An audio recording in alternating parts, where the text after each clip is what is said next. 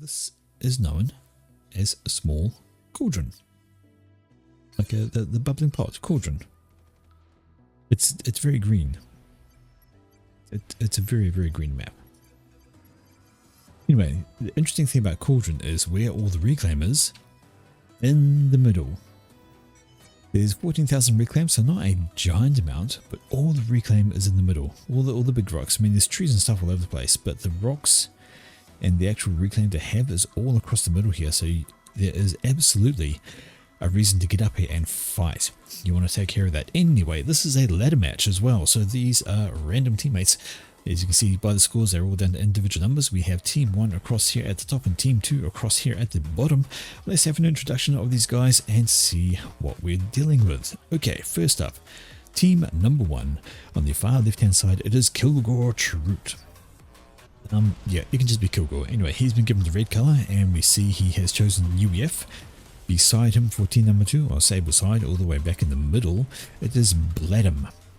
Maybe it's supposed to be B1 Adam, I don't know, but the one looks like an L, so we are going to call this guy Bladham. Anyway, he's Cybran, he's got his 2 factories going for double adjacency on these mass extractors, as well as some P-gens for more adjacency before doing a 3rd air factory.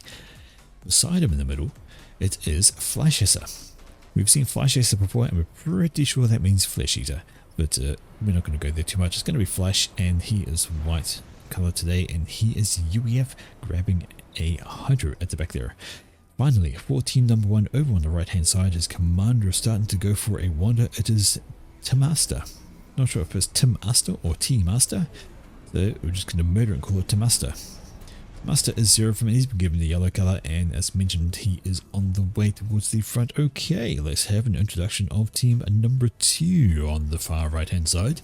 It is Ladlike, and he is also 0 from, opposite of his opponent there. He is walking his way up the front. He is not going for any extra factories back here yet, just a line of pigeons sticking with the 1 factory, so it looks like he's going for maybe moving up to get some more factories and build power up there. In the middle, over here from Ladlike, it is Nurse Semi. I presume that's a reference to some kind of character from something I don't know, but this is a lavender color, it's Cybran, and Nurse Semi. Maybe just Nurse, maybe a Semi, I'll figure it out later. They are Cybran and moving towards the front. Beside Nurse is Mighty Gorgon, and the Mighty Gorgon is in the orange color, and they are Aeon, and they're well on their way to the front. For the closest one, I take that back. Ladlike is the closest one to the front, although we did have a head start a little bit closer there, but he is there. Anyway, it's Mighty Gorgon, Aeon, orange, going to the front, and wonder if he's going to turn your body to stone at this point. Finally, for team number 2 on the far left hand side, it is Tom Ruler, and he has gone Cybran, and he is Ray, and he's getting a transport. So early transport consideration for Tom Ruler. He's going to do some kind of interesting shenanigans. And are these labs?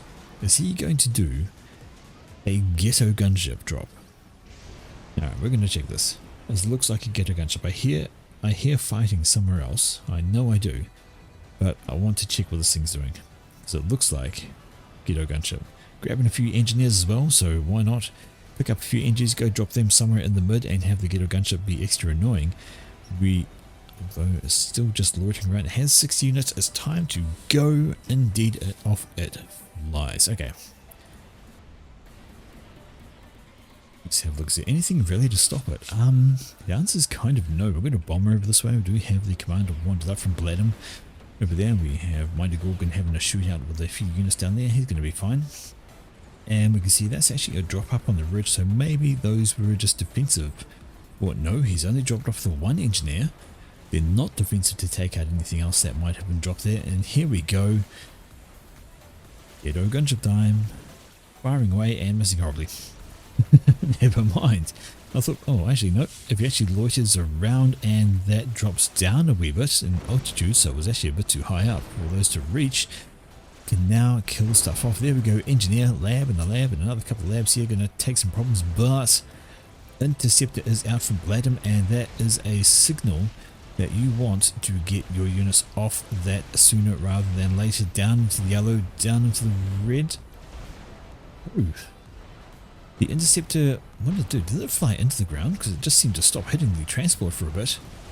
And that has given it the opportunity to get the units off. And now it's going to land on here and die to basically everything.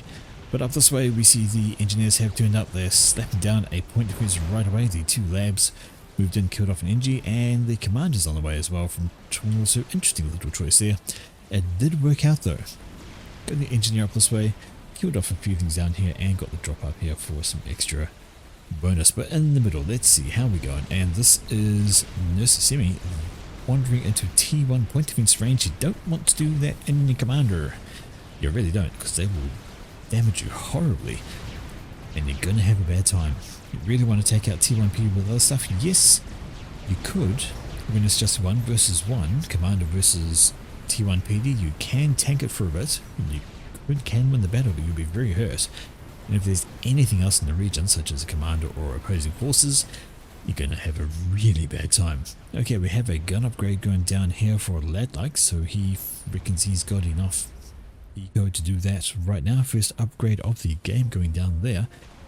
And well, he's not wrong, he's got a decent amount of eco. He has 3 and almost a 4th T2 mixed in his base, so he is really going for the eco side of things. Doesn't have much in the way of units. If Master was aware of this, he would push.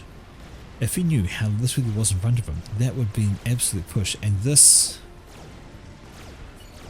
Where's your radar? If you had radar, you'd see these guys.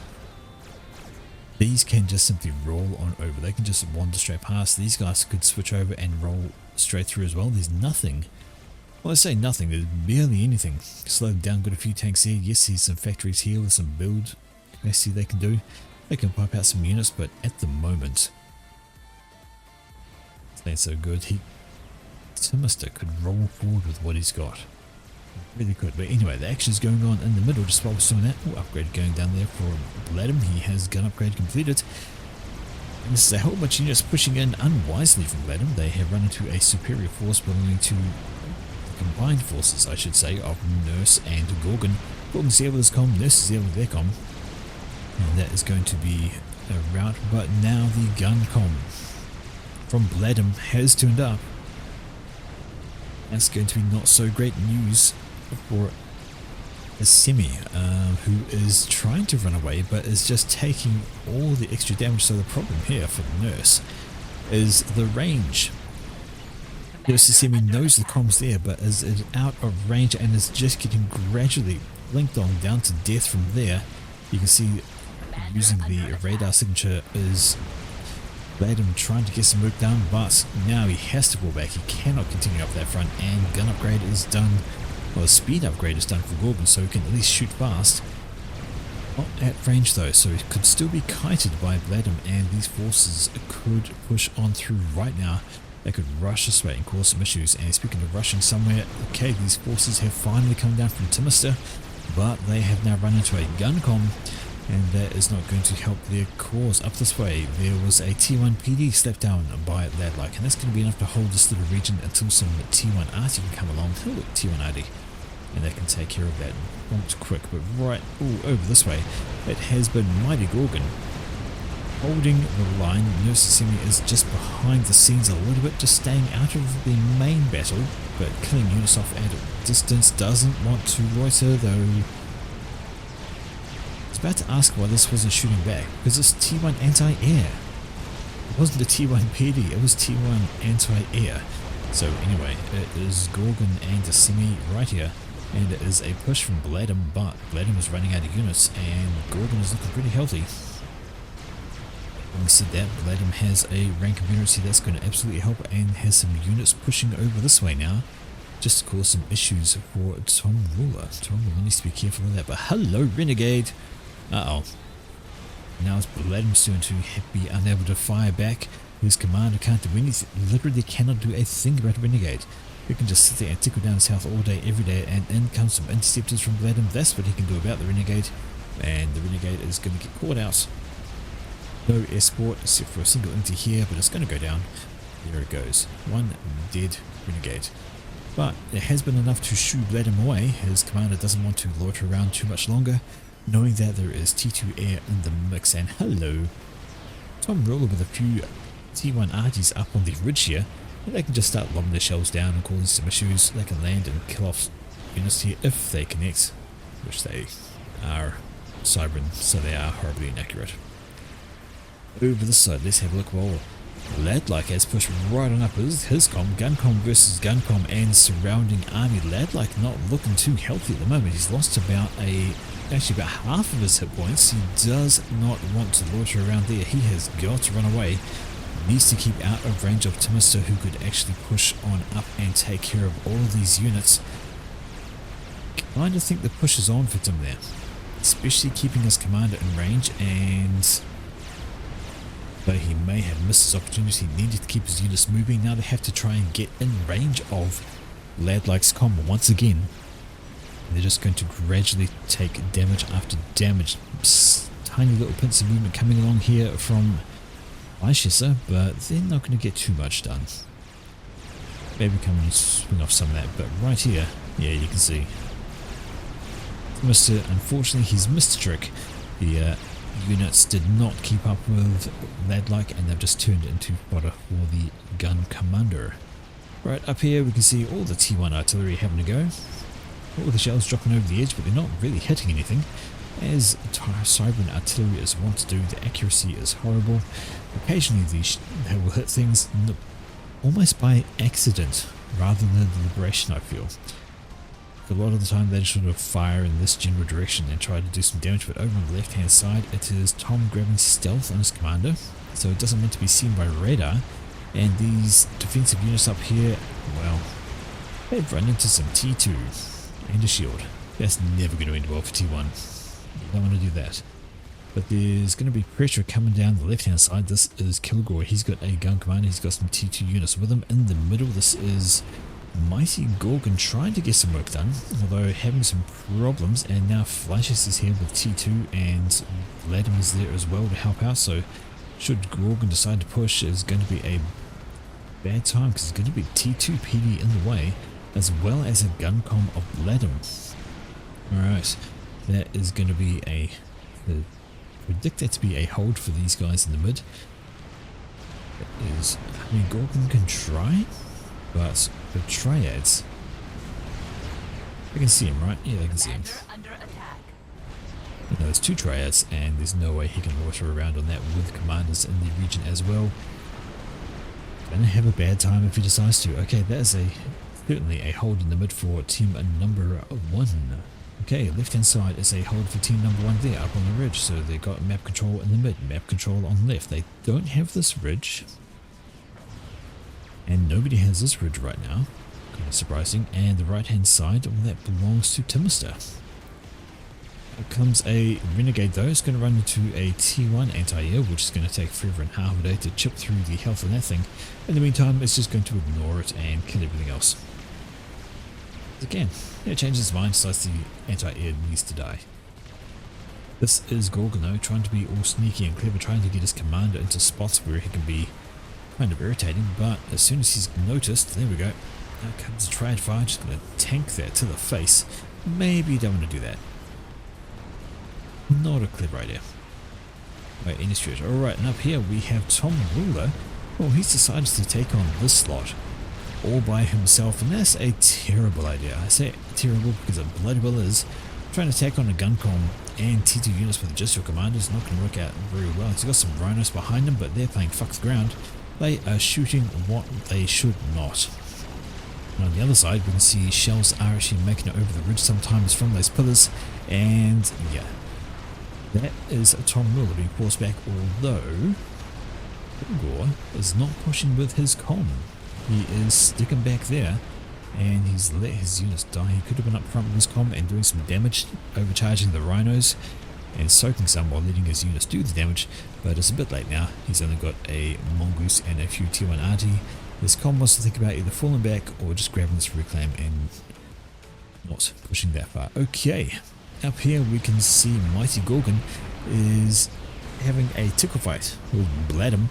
Yeah, shooting each other, although having said that, Vladimir is the one getting worse off, because guess who has more range? That's right, Aeon Guncom, you have the most range of the upgraded commanders, and nobody else can match it. Adam's still using his commander to effect trying to get into places where he shouldn't up. He's dropped up on the ridge as well. And so this is a rocket bot plus a mantis, and that is going to spell a wee bit of doom for the ridge section if these guys can stay alive and not get hit by T1 artillery, which they do. So never mind. They don't survive, and the ridge stays in command of Tom.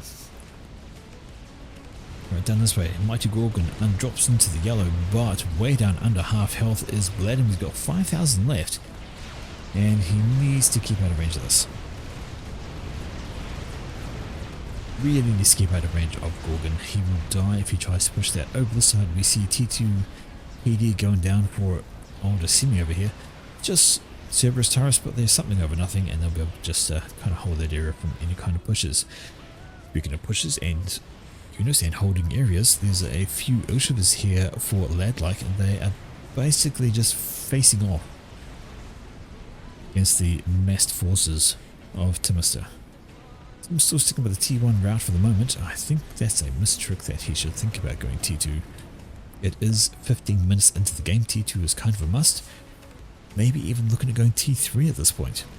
Should be. So just having a look around, we see there's basically T2 all over the place. No T3 upgrades yet for team number 1. Nope, everybody's T2 on there. Bit of a push through attempt over here. It's going to be slowed down by Tom Rule, although those units ain't going to go anywhere. Let's just have a check for any tech. We've got T2 air for Tom, and yeah, just T2 units are coming on out. T2 for, oh, there's a T3 shift. So Mighty Gorgon is grabbing a T3 HQ right here, 60% done. He's the only one I've seen so far going for T3 at all. Corsairs coming out of there, that's all T1, and over this way we have T3 coming along for that like as well. So we have two people on Team 2, that like and Mighty Gorgon, going for T3 at this point in time. It could be the difference. Territory is currently held, I would say held by team number 1. They've got most of the midsection aside from this one ridge. Like that though, we are seeing Tom doing a push on the left. He's sending up some units this way, going to see what he can do. Well, what he's going to do is run into a shielded fortified position with a couple of point fence and some T2 units behind it. And it's going to take a while for the shield to go down. In the meantime, all of these guys are getting brutalized by the mongoose and pillars and triads, and they're going to fall back and go, oops, we should not have done that. Should not have done that.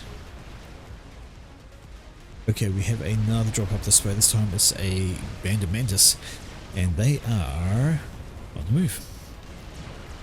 What's there to stop them on the ground? Well, not much at all. We see there's a couple of Sky Slammers and a few T1 Arty, but as long as they just go right up into their face, the T1 Arty's not going to be able to hit them, because they do have a minimum shoot distance, just like that. So if you have units directly beside these artillery, they are basically useless. Cannot hit them. But there we go. That is the Sky Slammer going down. Last actual mobile unit. There's another producer coming off the line. It rolls off, goes, oh, what's going on here, guys? And dies. Weird impression. Anyway, 2 mantis left. They really want to try and kill off this factory before it produces more units like this. They definitely want to keep moving so that they have no issues from the producer fire. That's tech missiles. There we go. And what are they going for? Oh, Timister. Oh, that was close. If he had have had 2 tech missile launchers right beside each other and fired them at the same time, that would have been a kill. Sadly, Timister goes, yep, not moving, and gets out of the way of those. Very fortunate for that to happen. Okay. Here comes another push from Timister. It's all T1 and it is going up against both T2 units and a T2 PD. It's not going to have a great old time, and hello, out comes some Corsairs as well. If those go for the units, which they are, nice spread attack, and they're just going to murder a whole bunch of T1 at the same time. Though having said that, they are also going to get obliterated by, it looks like, flak in the mix. Yes indeedy. There's some flak down here, and those Corsairs are going to be turned into basically scrap. And there we go. Timister has decided maybe he's not going to push. He does have T2 of his own in the mix. There are some Ushivas and Flak as we mentioned. Maybe he wants to think about something else, but he's got T2 support factories. Those can build the units. They can keep building units while this one goes to T3. That would be the ideal thing to do. Although he is working on his eco still. T2 mass extractor going up to T3. No assistance on it. He wants to think about that. The mid section is still well under control of team number 1. They're having a grand old time. I'm hearing. That's what I'm hearing. Rhinos. Rhinos are clearing out this top section. They have a T2 engineer joining the fracas and popping up a Cerberus turret.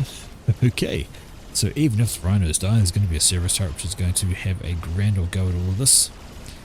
Goes, spins around, starts shooting, and there we go. Factory's going to go down, and that's going to be the end of Tom up here. Is he dropping units? He is dropping units, so grabbing a couple of his own Rhinos. And they're going to start shooting at these Rhinos here. They're going to have a bit of a fight back and forth. But the problem is these guys have the support of T2PD. So with extra DPS from the Cerberus turret, there's going to be more than enough to shoot away this Rhino. Keep this one alive. And as long as the engineer stays up, he's golden. Alright, T3 is on the field though. Right there. That's a Harbinger, so Gorgon is a Harbinger out. That's going to be problematic for this group here. They don't want to get too close to that. And T3 is done. Yes, it's done, and working on a T3 power generator for that. Like, so he's going to have some fun there. He has a mass of T2 support factories sitting here chunking out those T2 units, and that's going to bolster this attack force ginormously. Right. With the introduction of T3 into the mix, this is going to be a very different proposition for Vladimir to try and push that. The Harbinger is going to make life very, very difficult. To think about shifting to T3 himself, well actually, I say shifting to T3, he has got T3 Air. He's got his first T3 Pigeon up as well, so he can support that T3 Air. T3 shift on the way for Fleisch. There is still... Oh, there we go. Exactly as I suggested, these two are going to keep producing the units, and this one is going off to T3. Need some more engineers though, get some support on that to get it rocking. Sticking with the T2 is Kilgore. That's probably not a great idea, and setting your units within range of point defense doing nothing, that's an even worse idea. If you're going to push, you might as well push it right on up. Get in there, kill off this, kill off that, kill off all of that. Maybe if you're lucky, kill off Commander, although the Commander does have gun and stealth, so should be able to get away. Up this way we can see everybody. The Commander, the point defense, the units are playing fuck the ground, except for the Lobos. They can actually lob their shells over edges. Oh, technically they're shooting the ground, so you know, fuck the ground on a grand level. And there we go, a double push coming on through from Latham and Kilgore. They need to rush on in to try and knock off the point defense, to knock off the build power, to kill the engineers, kill the Commander maybe. But there's some support coming over from Gorgon, so Gorgon is here to assist. He's got his Harbingers ready to go, and they are going to join on in, and that will be this position held, I'd imagine. The T2 units are going to run out shortly, and Tom Ruler does have gun comm, so he can most likely overcharge, so he'll be able to take out units at a clump. Yes indeed, he does have overcharge. Not going to be much left there. Alright, this way, T2 artillery. Now this T2 artillery needs to be redirected to shoot at these. We had Vipers in the last game, and you can see that the shells are getting shot and they are turning into individual little bits. There we go. And the return artillery fire, well, there's not much you can do about that. As you can see, it just takes a couple of zappers to shoot down the missiles from any other faction. What we do is just like zap gone, zap gone. But when it's Viper fire, it's zap. Oh no, I've got 3 to deal with. Yeah, they do less. The 3 do less combined than the one that would if they hit. But still, and there's a brick. So Tom has gone and dropped a brick up on here, so he's gone to T3. And his first thing to say, I want my plateau back. So he drops the brick, and well, he does. Takes his plateau back. Sticking Linji over here trying to build up a Cerberus turret. Not going to work. Not with a brick bearing down upon you like that. It's going to crest the bridge any second now. Stop shooting the ground and dead NG. Okay, shoots at an ASF, I think. Yep, apparently it would rather shoot at the aircraft than the ground items right in front of it. Who knew? Right, over this way, how are we doing? Well, those Vipers are still having a go, but they are exposed. The shield was off for a moment. Has blinked back on. Over this way we can see missiles get shot. They split into three. Again, they do less damage, but they still do damage. Let's throw up a serve. I know. At that point, you really want to be throwing up a T1 PD because honestly, it's not that big a distance. That might have done better. I'm sure I'm seeing. Oh, there we go. Mobile missile launchers. Shooting some engineers. Those poor engineers, what did they ever do? They existed and they tried to get some reclaim and they moved just in the nick of time. Jesus, those lucky little fuckers. But what's going on over here? Well, the shields have been upgraded and that's an ill-advised push. These shields are having a struggling bad time against all the attack missiles. This one's about to blink back on. We should be alright. We want to see these artillery trying to kill the Vipers. Oh, that doesn't sound right. Thought T1... That does not sound right. Right, T2PD, Cerberus turrets have 80 DPS. That can't be right, can it? DPS 90 even. Wowza. Gonna build the T1 PD? Oh, the T1 PD already died. There we go, so. DPS 150, that's better. Yeah, no, the DPS of T1 PD far outstrips T2 PD. The bonus of the T2 point defense is mostly the range, and sometimes they'll have AoE as well. But yeah, T1 PD for just sheer DPS is better than T2. So yeah, if you slap some T1 PD up here, it'll be more effective in stopping things than the T2. And I think that's true for all factions actually. If we have a look-see, sorry, there's all this going on at the moment. There's a big push coming through from Flash, but it's going to be repelled by both air and land forces of Gorgon. And now these guys are loitering around looking to have a go. Monkey has been started in the mid. I just want to check on this as well. So we have here a triad. It has 126 DPS. We compare that to, I don't even know if he's got any T1 PD somewhere. Nope, okay, we'll choose an engineer. I'm sure he's got some hiding. Oh my god, he has no engineers up front here. Okay, well. Yeah.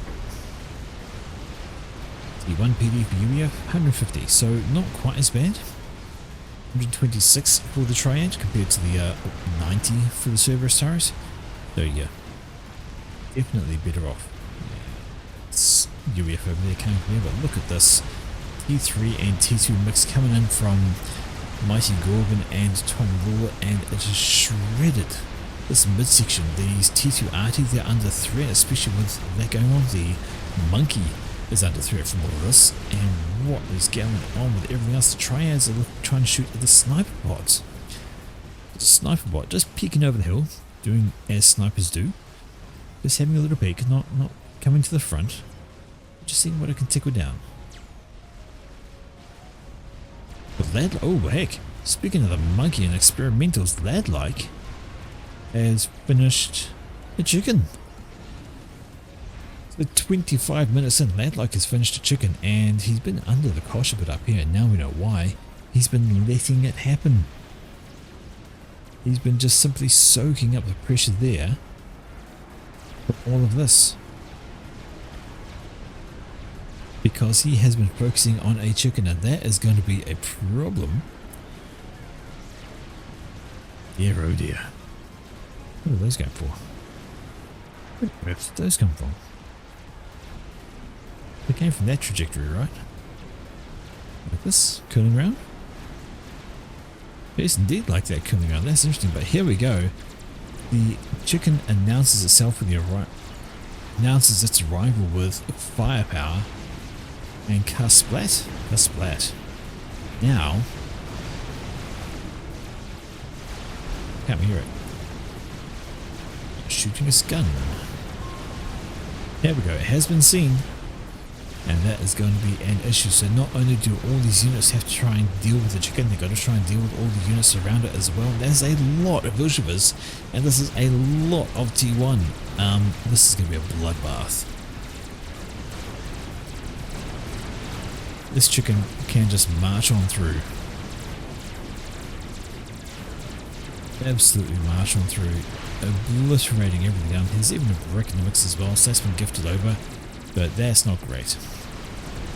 That is not great for your health. Not great for the health of your T1 units either. Dear oh dear.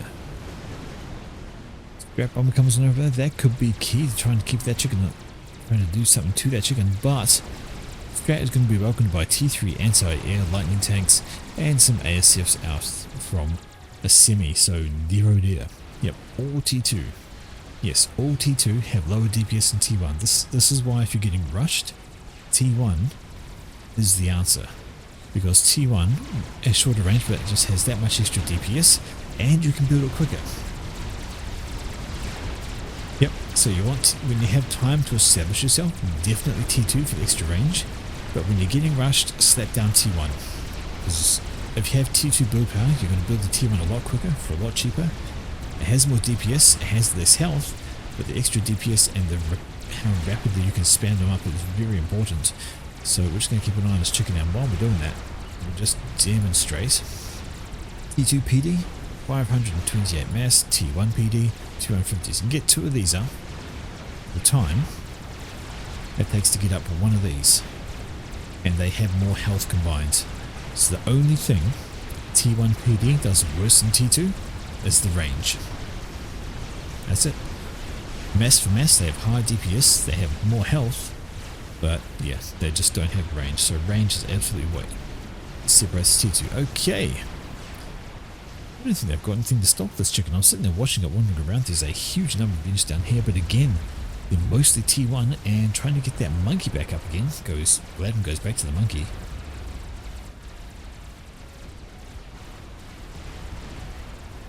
Units here, but those are mostly T2 and T1 yet again. And even bricks from Tom have been sent over to the right to just help tidy things up there. And where's the chicken going? Well, it's moving up this way, and it looks like it's going to head up the middle. Percival turns up to fire off maybe a shot. There we go. Chunk. And dead. Here comes the ball of doom. Gonna hit nothing, slow firing, but massive damage from that thing. Dear oh dear. The air from Team 2 keeping that chicken alive. They could have absolutely spat out a bunch of like gunships, or they did have a bomber, but unfortunately anti-air is great. The ASFs are in place. They are holding the line. There is a nice little air grid here from Vladimir, but it is not enough. There's not enough air coming out, and chicken is now in the main base of Fleischesser. Nothing doing up this way. His T3 HQ is going to die. His unit's going to die. His power is gone. There's one left here. The mix is getting trounced, and everything is having a terrible time. What do you know? Vladimir in the middle. He thinks that's it. Game's over, and Control K is out. To be honest, I don't necessarily blame him. I mean, there's nothing in his base to slow down that chicken. He could have kept on with the monkey perhaps and sent it in. There's not much to take out the monkey, and look at this big push coming in from Kilgore. So if he'd finished off the monkey and joined in this push, he could have done some serious damage. And his GC started down here. That would have taken a long time to fix up though. Grab over this way, but really, it's all about the chicken. It's absolutely all about that chicken. Now, what has Timister put up? Not a heck of a lot. He's been assaulted by bricks and offens down this way. They are being run into by a few T2 PD on that front, and they're deciding to fall back perhaps in the face of that. There are some siege tanks here as well, but they are outranged by the bricks. That's not great for the offense. Bricks are not nice. Nice long range, nice rapid fire. Maybe they don't have the big DPS that Percy's do.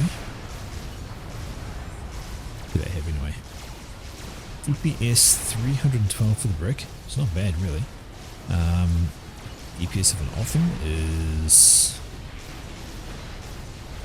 128 times 2 plus 156. Oh, come on, don't do that to me. Basically like 400-ish. Yeah, kind of 400-ish, so a bit more than the brick. But here we go. In comes the oldie Ythota. There's not going to be much left over here. I'm trying to find a percival, but I don't think there's one alive. There's one. No, it's brick. No, there is not, but look over this way. You can see this was actually a decent push come over from Kilgore. Tom had to be bailed out by Icy Gorgon, so there we go.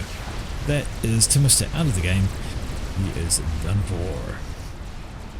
I'm going to put it out. This game, I think, all over the place. I think this game, MVP might. I know Ladlike built the experimental. Okay, he's building a freaking horse. I know Ladlike built the experimental, which has, kind of won the game. But I'd say a lot of credit is actually also going to Mighty Gorgon. He held the middle, used his comm well to get things out, helping to,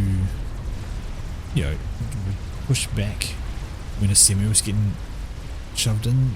It was getting rushed, and also over this side, he sent some units over this way to help defend Tom Ruler as well. So, there was a good set of, there was a good set of support from him. Percival has the most range of T3 units. Some very good support from Gorgon of his allies nearby. Both Nurse and Tom Ruler absolutely helped them out.